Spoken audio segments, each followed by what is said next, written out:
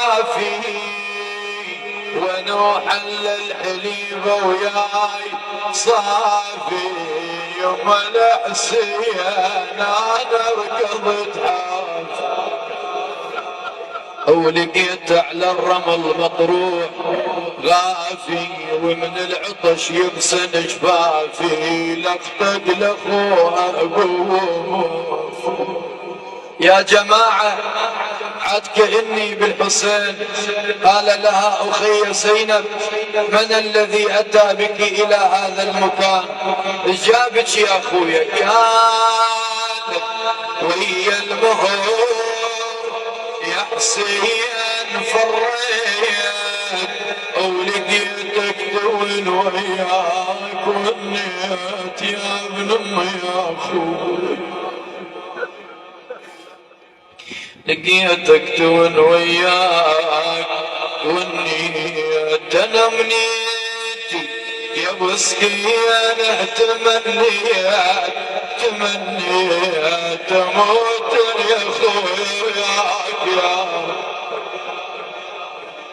قال لها مكانك يا زينب يا عالي الهام. هذا الحسين يقول لها مكانك يا زينب يا عالي الهام. ايش جابك يا اخويا بوسط بالله؟ ويا زينب هذا المكان مو مكانك. ها ايش جابك يا اخويا؟ صاحت مولاتك ايش قالت؟ قالت سمعتك تصيح بصوت عالي وتنادي يا بنت ام تعال.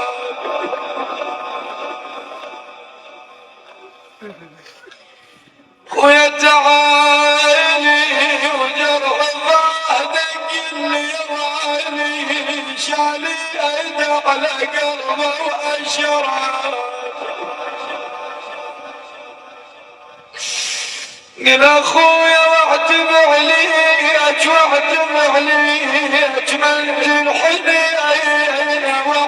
عليك خويا وبعيالي يا زينب ارد اوصي. قالت لاخويا ابو علي انا بخدمتك وصي. بمن توصيها؟ قال اخويا وصيك يا اخويا بوصيه على بنت رقيه.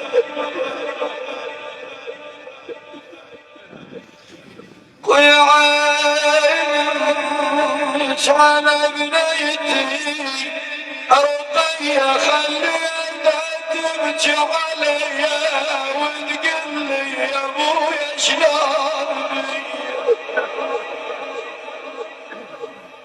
بويا هاي راحتك نار بعد جاي. شو تقول له بالله مولاتك؟ شوف الحوراء شو تقول للحسين؟ قالت لاخويا وانا انظر لجاهد من بعد عينك وانا اظل وصيرا سور العيال. خويا وانا اظل انا وصلت موت يا ابن امي وانا اظل قبلك ردت يا خويا المنير. لا حول ولا قوة إلا بالله.